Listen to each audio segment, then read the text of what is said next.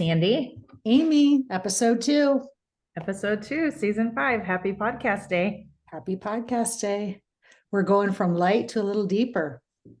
Right. It's so true. Yeah.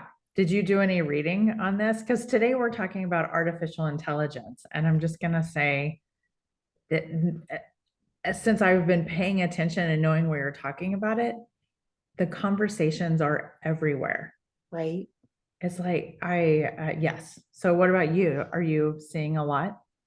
Yeah. And I was exposed to it, gosh, like 10 years ago, that it was a little bit mind blowing in how it was used in the medical, was going to be used in the medical world, and trying to wrap my brain around it. And then it hasn't impacted me as far as profession, but I hear a lot in the writing world because I'm a part of the writing group for Medium, the platform Medium. And so there's a lot about artificial intelligence and writing. And I also hear about it from my stepson who's in college because, where it used to be plagiarism, then they could scrub it. Now we've got artificial intelligence that can write something for you. And, I know both you and I have played around with it, Amy, because we've sent each other links and said, write this for me, and boom. Yeah. I'm not the expert, but I'm intrigued. I'm not scared. Some people are scared. I think we are in the middle of a revolution, just like agriculture to industrial. It's going to change how things are going to be done, no doubt. Right. When internet came, it's going to be something that 20 years from now, we're going to say, oh, remember when we didn't have any idea what AI was and we were trying to figure out its application. Yeah, that's what others have compared it to, is when the internet came to be, because like you couldn't Google stuff. You had to like figure it out on your own, other resources. You had to go to the library, look up an encyclopedia. Like there were so many different ways that you had to find stuff. You couldn't just go to a device and type in your search. You couldn't say, hey Siri. Well, she might be answering you now. And here Siri started up. Sorry, Siri.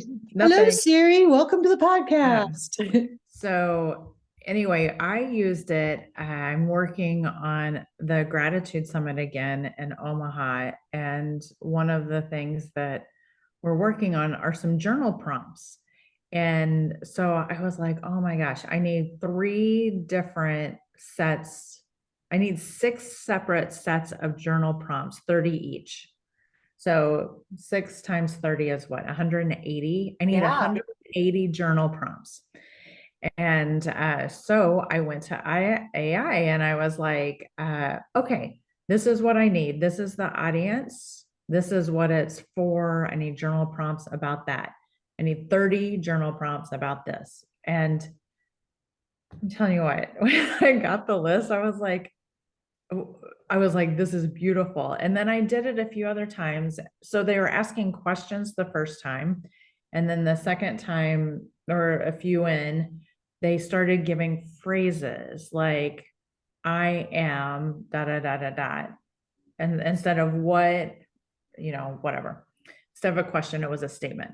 And so I was like, okay, instead of statements, because basically you just talk to AI, which is so fascinating to me, because I was just like, okay. So you were talking, you weren't typing. Well, I was typing, but it was like a conversation. Right. And it was, so I typed in, okay, instead of statements, I want this in question format. And I didn't have to go back and say, I want 30 of this, for this group. It just said, okay, here are the prompts in 30 prompts for whoever in question format. And I was like, okay, that would have taken me hours to create. Right. And I've done it for something similar, like web content. It added a layer of creativity because you can think of things one way. Like I typed in, oh gosh, I got to come up with a few different ways to take my title. And so I'd say, oh, here's the title to my workshop. Tell me some different bullets that would help describe me. Here's my background. So I kind of gave this whole dialogue, and AI provided me a listing, and I'm like, oh, wow, it's kind of like talking to a little bit of a counselor here that threw some things out there and said, is that enough? Do you want me to redo? And I noted a few of them. I thought, let's redo, let's shuffle. And it gave me a different insight Mm-hmm. because of the data points that are collected, back to artificial intelligence. That's what it is it's collecting, it's a repository of all these data points that it can function like a brain, right? Without the emotional element. Right. It's pretty fascinating. And where it's going is fascinating too. I found some articles on well, a couple of things. So AI is in all the conversations. It was on the news this morning, having to do with healthcare. Mhm. Uh, do you ever use Google Alerts? Yes. Yes. So I have a productivity Google alert. Mhm. I can't remember. I think it's just productivity. Anyway, I have a clip of it. I saved it for you because it's a screenshot. I'm like, Sandy always likes my photos. So here I'm going to Yes. share it with her. But it's a screenshot. And the first 4 or 5 articles were all about AI helping you be more productive. And so it's just going to be interesting. It's just going to be interesting to me. I keep thinking, I can't even wrap my head around how it's going to be so different, the tools that we have in 10 years versus what we have now. And my AI, and they didn't call it AI then. They probably did, but I didn't, there was not a term that I was familiar with. But I tell you, it was 10 years ago when I was working on the big healthcare startup that I was introduced to IBM Watson, which most people know IBM Watson to be taking on Jeopardy with artificial intelligence. Uh-huh. But where it came up was it was going to revolutionize healthcare because, and it was just such an aha moment to me, you go to your doctor and doctors are they've only experienced what they've experienced in their practice, right? And so you could have a set of 7 different symptoms, and we all know people who have talked about, oh gosh, went down this road, we went down that road, and took all this time before I was diagnosed. Well, in fairness to the doctor, they only know their knowledge set and what they have seen, and then they have to remember it and then piece different pieces together. I mean, that's a puzzle, right? And Right. where Watson, so they actually used an active set where they had 24 physicians, and these are very specialty physicians that were working like in critical care that saw a lot, right? That weren't just primary care. And they took on Watson, and they gave a briefing of a patient that came in and everything that they presented. And the doctors, they went back and forth and back and forth. And actually one doctor had it figured out, or close. And they fed it into Watson, and just like that came back with the diagnosis because Wow. they were able to take all those different data points. What interests me is that was 10 years ago. Mhm. And you would think telehealth is it a liability issue? Because wouldn't we all love not just to do Dr. Google and type it in, but for medical purposes, wouldn't, if you were having a hard time getting diagnosed, you weren't feeling better, wouldn't artificial intelligence at least help lead you to the doctor? So I don't think AI is the end, but at least it can get you to the human that can get you to the solution. But I'm not seeing it in healthcare yet. Have you read anything, or do you see it in I healthcare? did. So I read a whole thing about how it can get used in medicine, and for the exact same reason. But to the degree that they were saying that the device on our wrist will be able to measure more than what it's measuring now, and will constantly be feeding into this information so that when there's something that's different, the AI will be able to say, hey, you got something going on here. You need to, like, this is what is happening. So to me, and then they were like, and then it'll be able to say, you need this medication. Like, I don't know how far that goes. And you'll just be able to say, order that medication. Like, to me, I was like, this is crazy. But also just think about how accessible healthcare will be if you don't have to schedule. Like, I had a doctor's appointment that I scheduled in May, and it wasn't going to be until November. It's nothing urgent, it's just something, a nuisance item. And I was like, all right, well, I'll wait till November. And they told me, they're like, keep calling and maybe we can cancel, or maybe we have a cancellation, we'll fit you in. But I was like, that's what, 6 months? Anyway, anyway. So having access. That could be a whole podcast on healthcare. I'm very active and part of an advisory board for a healthcare coalition here in Durango. So yeah. Okay. So I think healthcare is huge, but the other areas I read about were education. Okay. Like how AI will understand different learning styles and be able to present lessons to children in a way that they're more able to understand and learn. And then you'll have the kids that understand quicker and the ones that need a little bit more support. And it can, instead of having one teacher having to figure it all out, AI will be able to support that process. Which gets back to, a human can only do so much. So the whole idea and the threat that computers will take over humans, I think we have to look at it as computers will aid humans, because you can't be all things to all people. And that resonates with me, what you talked about with education, because none of the three of my kids fell at that spectrum of the typical student who was at the top of the class, got everything done, and they had different learning styles. And I really had to be their advocate and work with the teacher, but even that's two different humans, and I'm not an educator, right? It was difficult.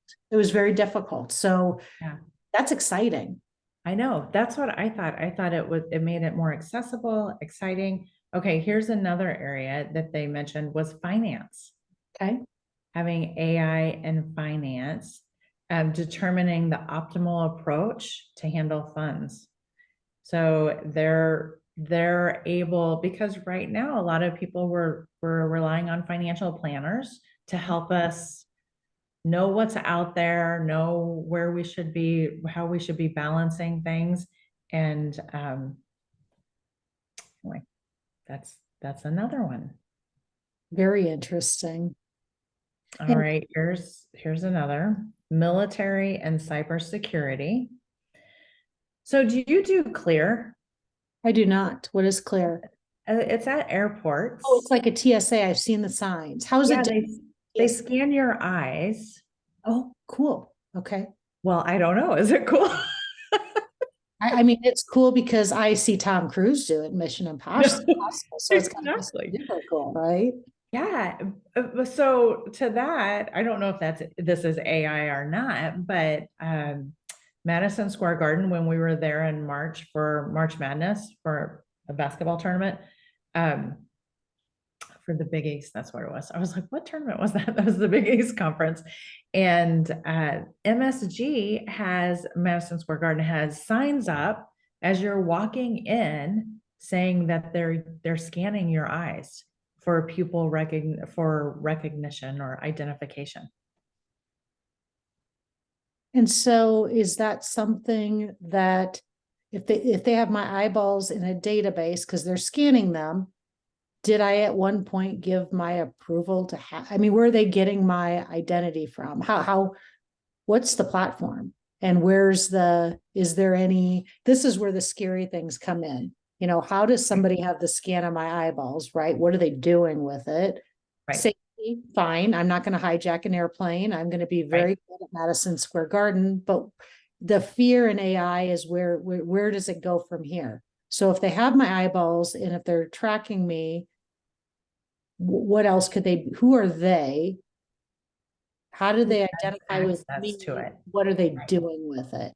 Because follow the dollar and you will find the answer. So there's got to be some, and again, I'm not a conspiracy person, but that somebody's got to see that as just, pure profitability, or there's got to be somebody figuring out a way to profit off of it legally or illegally, you would think. So the only times I've seen that publicized, that you could, is the Clear and the Madison Square Garden. I have never seen, I haven't seen that anywhere else. So I don't know. But anyway, for security, I think that's kind of a big one. All right. And then transportation is another one. Okay.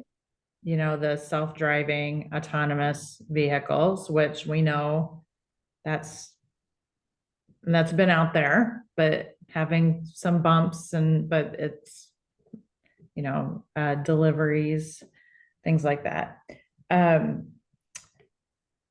But one of the things they talk about is emergency and disaster preventive procedures and more stuff like that, which I thought was interesting.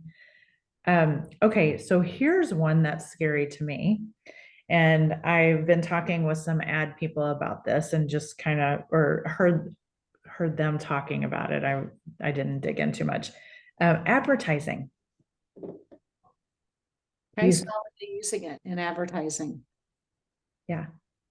Using AI to target certain demographics and advertising, which you can kind of do now, but it would just level it up some more. Even the group that I heard talking about, they were talking about, AI can create the whole thing. I actually just saw something this morning about Tom Hanks he was filing a lawsuit or something. There's a commercial with his likeness and voice in it, and it's not him. They used an AI generated Tom Hanks. They did a commercial with it without his approval or knowledge. That's illegal to me. Right. Well, I'm sure they're going to be in trouble, but just to think about on smaller scales, where it's not somebody putting it out in the public, but they have, I don't know. I don't know how it's just interesting. How about when it's not big dollars? I'm thinking about teenagers and social media and, trying to figure out, is it going to make bullying easier because you can pretend to be somebody else? Right. How could that be used on a small scale, not just for big dollars, Right. but you can hide behind someone else pretty stealthily, right? Isn't that when cyberbullying, a lot of bad things can happen when you can't identify the person? So a couple of things to that point.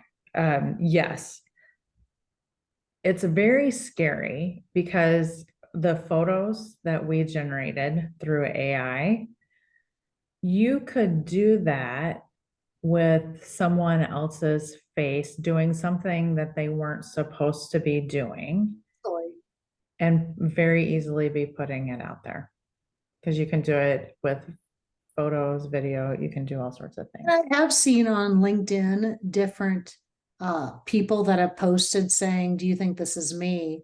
Or it was Ryan Gosling read. Was it Ryan Gosling? Someone was reading, I think it was Ryan Gosling, but he was reading something that they had asked AI, answer this question just as Ryan Gosling would answer it. And he read it out loud and he's like, that's scary, because that's exactly how it, that sounds just like me. So not just likeness, but answering a question. And they literally just asked a question and said, how would Ryan Gosling answer this? And then the other was a photo, and that it was Tom Cruise. Which one's the real Tom Cruise? And I couldn't tell the difference. Now, again, keep in mind, from the naked eye, we see a lot of things that have been touched up, right? That have had, enhancements. So it's not always, maybe somebody closer to him would know right away. I don't know, but it was frightening. Well, one of the things, this group of people that work in the advertising industry that they were talking about was how AI is out there generating stuff, but it's still slightly off. And and to that point, I was like, that's true. Right now, it's still slightly off a lot of times. It's just like not quite real. So to that, I want to go to these photos that we did, and I'll explain to everybody what we did. I think I got six selfies of you. I think I could put six in, and I got six selfies of me. And I used this app called Remini, Remini, which is a generates headshots or generates photos of you. Basically, it's not just headshots. And you can do professional, you can do all sorts of poses. And what you do is you pick a model and then you say generate photos. So it takes your selfies and it puts your head onto these And they're models. all, I'd say 90% of them, it reminds me when people use filters to make themselves look a lot better. Wouldn't it be a perfect world if I had a body like Jennifer Aniston and, and skin of a 20-year-old? It'd be, Right. it'd be a Some of them, perfect. some of them were good. Like some Yours of were them better. were I thought real. they nailed some of yours better. Mine, it's like, oh, I have way more wrinkles than that. I mean, there were definitely some that were good. The ones that were chubbier were better because it's like I have around, but yeah, isn't that funny? Some of them were good. Some of them were slightly off. I'll just say that. Like so, but I will tell you, it was kind of an interesting thing because when I was going through them, I was like, oh, I kind of like that hairstyle on me. And like, because you were picking different hairstyles and it would do it different. I was like, well, that's kind of a fun hairstyle. So that was good. I will tell you, it's very expensive. It's $7.99 a week. So not cheap, Yeek. a week. And I did a free 3-day trial. That's why when I asked you for your headshots, I was like, I was on my phone the whole time generating photos and just doing a whole bunch of them to see what we would get. Um, So a yeah, fun thing, Ben, my middle son, last Christmas, he was at my mom and dad's and he did the same thing. I don't know who he went through. It was a one-time $5, and that was his Christmas gift to both of his brothers, to me, his grandma's grandpa, and his stepmom. Now, where they were different is they didn't appear to be photos. They were yeah, fun and they were almost animated, yeah, or they looked like they were works of art. And yes, because he made sure, like with me and the boys, they all had like some had a I don't want to say Star Wars, not necessarily Star Wars, but like space theme. And then mm, some were like warrior and artsy. And I would tell you, everybody, there were some that were hits. I think we got 100, each of us got 100 pictures. There were some that were hits and some that were misses, but they clearly weren't representations of us because they right, were not photos. So yeah, it didn't feel like um making something different. We all had a little bit of fun with it. And yeah, some were really good and some were a little goofy. yeah, Now the thing I noticed with these that were actually photos, uh, one thing I thought of is, oh gosh, you know, content for like website, when you're speaking, you always have to give pictures, right? So part of my lazy side was like, wow, that'd be a heck of a way to get a whole bunch of content and not have to work too much, back to advertising, right? right, Because changing clothes, getting a different background, blah, blah, blah, you right. want things to be a little bit different. And some of them were probably the one I liked the best was one that was generated in a suit. I had all the lines around my eyes and she was a little heavier. And I'm like, okay, good. She's, that's me. Real. It was real. She had her arms crossed. I'm like, oh, she's even kind of sitting like me. Amy, I look closer. She has 3 hands. I know. Did you See, notice that? I'm like, yeah. this looks pretty good. I'm like, no, there are clearly 3 hands here. Clearly 3 hands. I noticed that several of them. There were a few I was looking, and it's usually the hands or the earrings are wonky or it's just some of the details just are kind of like, be careful. But to the point of using these for headshots, so I did this separate for the two of us just to kind of explore it and see what was, but I had no intention of using any of Right. the photos. Like I was like, yeah, I'm not planning on it. It's AI generated. But then some came back and I was like, all right, that one kind of looks like me. So I'm going to see if people notice. And so I say that I started doing this, but it was after I had a conversation with somebody else and she had done it using a different site. It was specific for headshots for work. I think she said she paid $18 and got 120 photos. And they were edited so there were not three hands in them. I Okay. think that was more so. I think there was some human checking of it, making sure it wasn't off. But anyway, she said, she's like, yeah, I'm going to use these. And I was like, okay, I'm interested.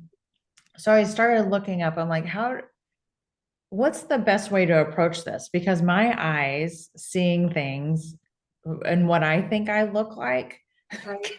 can sometimes be a little too hard on myself or a little too generous to myself, one of the two. Totally get it. Yeah. So I found some tips, and one of them was to have a couple of close friends that will tell you the truth of whether it really looks like you. And so you pick out the ones you like and they can help you sort through them. And Amy, I didn't go through a lot of yours, but I will tell you, like the first 10 I went through, I'm like, oh, those look a lot like Amy. Like those are really, I thought yours were closer than mine. Now I didn't go through all of them, but Well, this, some of them, there's this one with a brown sweater and my hair is like all flowy and I look like I'm like 20. I was like, I think I want that to be my headshot. But that's one of them that has like a wonky, I think my hand is going up through my sweater into my ear. Like it's like, where's my wrist? you know, what will be interesting. I use Google face recognition for my Uh-huh. photos. And I'm just curious. I just did a picture of a few of the different ones that I thought were pretty close. I wonder if it's going to recognize it as me. Oh, It does interesting. so with you, since they're based off of. You know what? I'm gonna look and see if that happened to me because I have mine all in my iPad.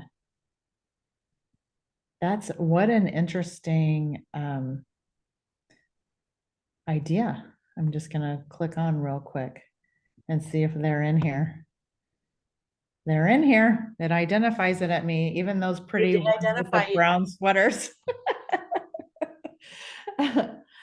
All right, so let's talk about what this means for for us.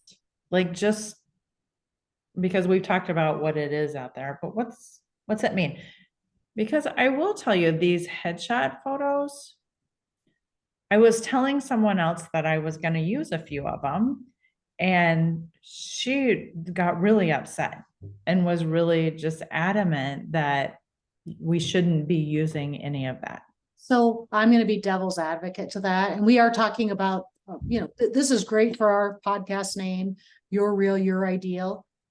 Very few photos are real anymore. I mean, I can go into PicMonkey, Canva, and apply. I can have one picture taken of me look 10 different ways. Okay. So I tell you that ship has sailed when it comes to photos for the most part. And a lot of times Zoom right now, I have a filter on that makes me look less wrinkly.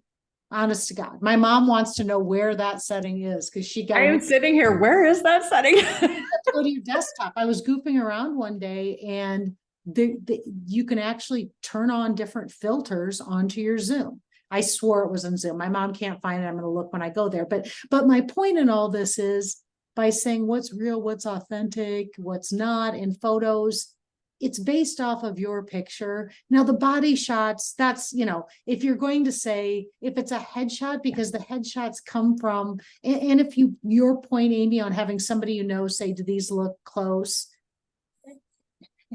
Because the flip side is, how about when women do no makeup, no filters, and they take a picture and everybody about has a heart attack and says, oh my Yeah. God, that looks horrible. The reels already come for that. And Right. it's a picture. What, you're not profiting. It's not like writing and taking something else and saying it's yours. I don't know. I don't think Yeah. it's that big of a deal. How about that if you are thoughtful about it? I think that's, I think that's good. Because it's not hurting anybody, although it's hurting photographers. I'm gonna guess that they're probably, This hurts photographers. Okay. right. You're So I so get true. that. Very true. When people say, Yeah, oh, it's going to change everything, it is, but we it have is. to keep our fingers on it and understand that change is going to happen. Yeah. And, even though I can say AI doesn't have anything to do with me, I think as humans on this earth, we have to be naturally curious. And even if it doesn't affect us, to understand the good, the bad, and the other, and Right. have an opinion when it needs to be done. But I mean, change is going to happen, right? Change is going to happen. I think the other side of that too is when you're looking at a photo, know that it could be AI generated. Like everything is off the table. You can't trust videos to be authentic. You can't trust pictures to be real. So when you're seeing things and they don't really make sense, then, they may not be real. I mean, you can go into PicMonkey and I could shave. I mean, I could completely change the structure very easily within 30 seconds, do Yeah. all things to enhance it and have a complete different look. It's kind of like having a canvas, right? From a picture. Right. One of the things I was able to do too is on me. I was like, where's the pictures of you? When I did you after I did me in this, I could change you to a guy. Like I could use a male model, remember? It looked like I could see my boys in a couple of I them. know. Yeah. Yeah, it was fast. It was actually kind of fascinating. And I was like, oh, look at that. So anyway, all very interesting. Another good podcast. Thank you. You're welcome. We'll see what happens with AI. Try to get the Right. good out of it, right? Right. Try to get the good, and we'll have to share some of our photos. I Yeah. have ones that are like old ladies. Did you see the old ladies? I don't know if I did the old lady with you. I haven't seen the old lady. I have seen quite a few cute hairdos. I wish my hair was that cute. Never, ever. But I know, same. I was looking, I was like, if I could fix my hair like that, wouldn't that be great? my aunt would. There's old ladies in there. There's red dress hot bodies. Oh, if only. Yeah. All right, listeners, give us your feedback. All right. Thanks, Sandy. We'll talk to you later. Bye, Amy.